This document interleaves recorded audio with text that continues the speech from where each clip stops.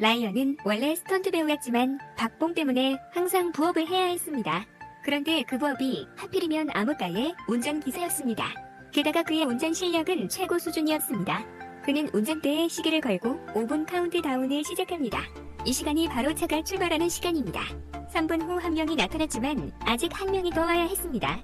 하지만 카운트다운이 끝나면 나머지 한 명이 오든 안 오든 그는 출발할 것입니다. 경찰이 나타나는 시간이기 때문입니다. 다행히 마지막 한 명이 차에 겨우 올라탔습니다.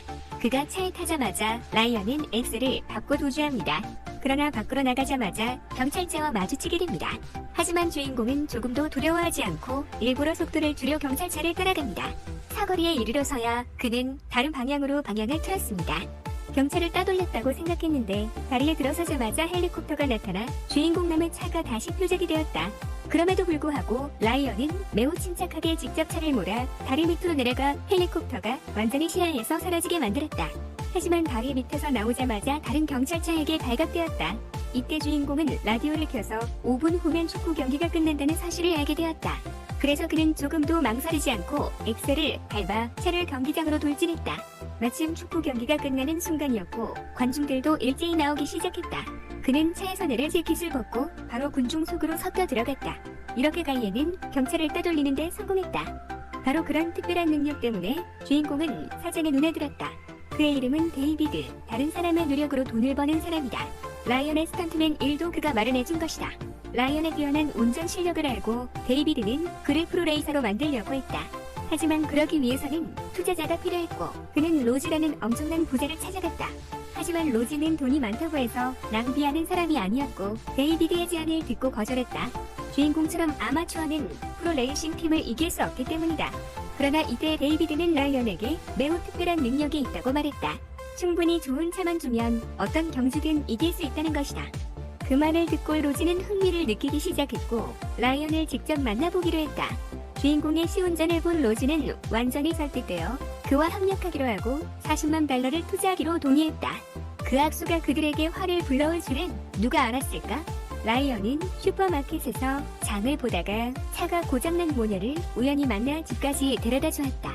그때서야 그들이 이웃이라는 것을 알게 되었는데 집에는 모녀만 있었고 아이린의 남편은 감옥에 있어 3년 후에나 돌아온다는 사실을 알게 된 라이언은 속으로 쾌재를 불렀다. 그날부터 라이언은 아이린 모녀와 자주 놀러 다니며 그들을 돌보겠다고 말했다. 오랜 시간이 흐른 후 그들의 관계는 더욱 좋아졌다. 두 모녀를 보호하기 위해 라이언은 부업까지 그만두었다. 그는 자신이 위험에 처하는 것을 원하지 않았다. 이제 그의 곁에는 소중한 사람이 있었기 때문이다. 하지만 그 기쁨은 오래가지 못했다. 어느 날 아이린의 남편이 갑자기 돌아왔다. 개선된 행실 덕분에 예상보다 일찍 출소한 것이다. 자신이 없는 동안 이웃이 아내와 아이를 자주 돌봐줬다는 사실을 알게 된 스탠은 매우 화가 나 아들을 데리고 주인공을 찾아갔다. 라이언에게 아이린에게서 멀리 떨어지라고 경고했다. 이렇게 막 피어나르던 사랑은 시들어버렸고 주인공은 깊은 슬픔에 잠겨 미치도록 거리를 질주했다.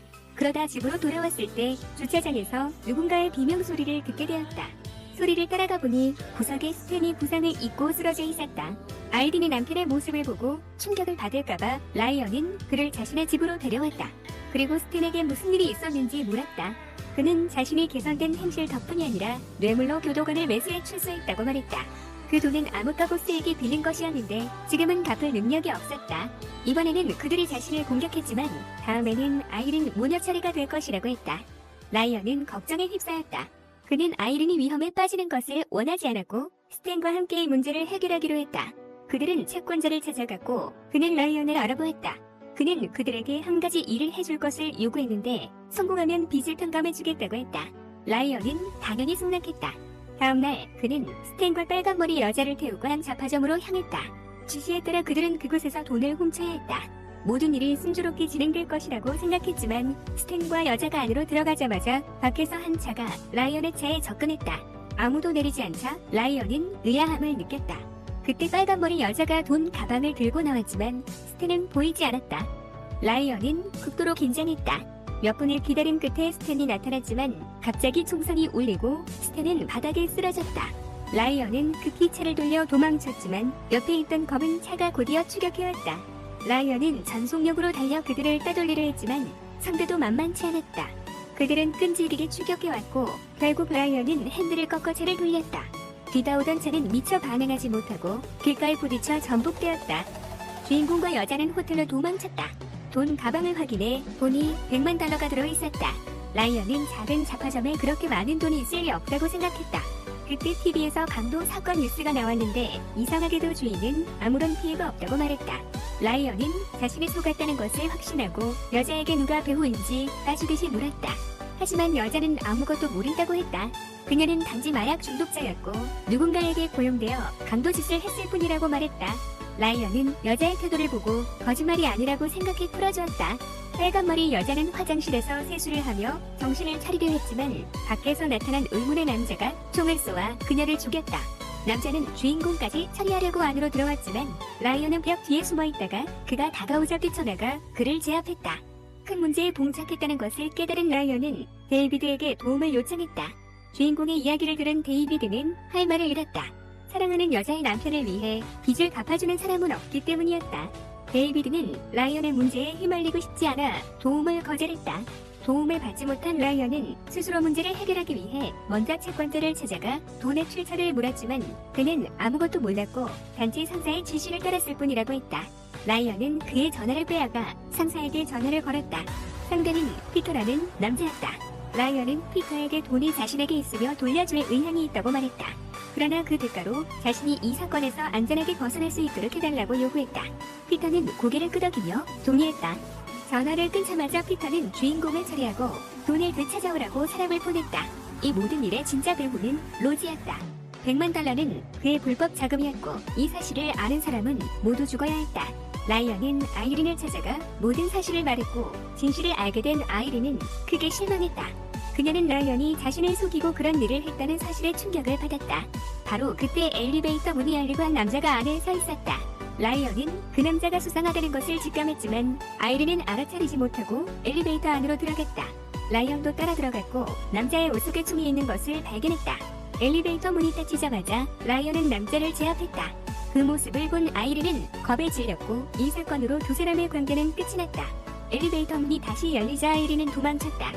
하지만 라이언은 아이린을 탓하지 않았고 오히려 그녀가 걱정되어 다시 데이비드를 찾아가 아이린을 데리고 이곳을 떠나달라고 부탁했다. 그런데 데이비드가 짐을 챙기러 돌아왔을 때 로지가 그를 기다리고 있었다. 그는 주인공의 계획을 알고 있었고 데이비드를 직접 죽여 그것을 막았다.